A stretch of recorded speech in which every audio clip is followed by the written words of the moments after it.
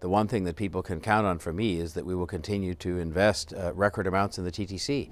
Throughout my term of office, each year there has been a record additional investment made in the TTC. The first year I was mayor, I used that investment to restore, I think, 60 plus bus routes that had been cut by my predecessor. We've seen ridership flatline in the city, and we've also seen Mr. Tory break his promise. He was not going to raise fares. He did raise fares. We now have an incredibly expensive system, and yet service levels have not been increasing. Why does anybody who lives in the city of Toronto need to have a handgun? I don't believe they do. And I've got the federal government to the point to say that they're going to have formal national consultations this fall on the notion of banning handguns, which I think would help to curb the supply of guns. Well, first of all, in the last election, he said that gun violence and a gun ban was an empty gesture. He was dead wrong.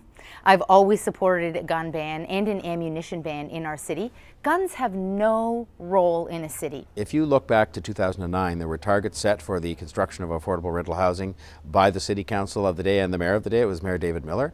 Those targets were not met until partway through my administration, my leadership. So now the challenge is to ramp that up substantially, because the target that was set in 2009, even though not met, was not adequate to meet the need. And so I've committed to building 40,000 more units. We're now the most expensive city in Canada in which to rent.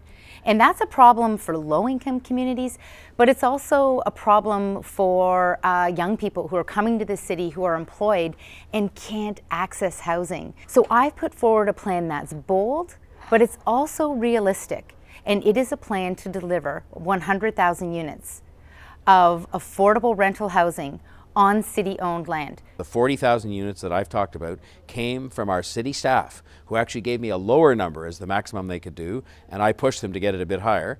The 100,000 number you see coming around out there from others has been deemed by the people who build the houses to be, and I quote them, doomed to failure and unrealistic. Now, Mr. Tory thinks this plan is too bold. In fact, I've worked with the housing industry, and the building industry says we need more supply. That's where we need to start. We need significantly more supply. I will not take especially seniors and young people who are struggling right now to pay all their bills, including one of the biggest bills they pay every year, which is their property tax bill, and say to them, I'm going to send you along a bill for 5 or 6%.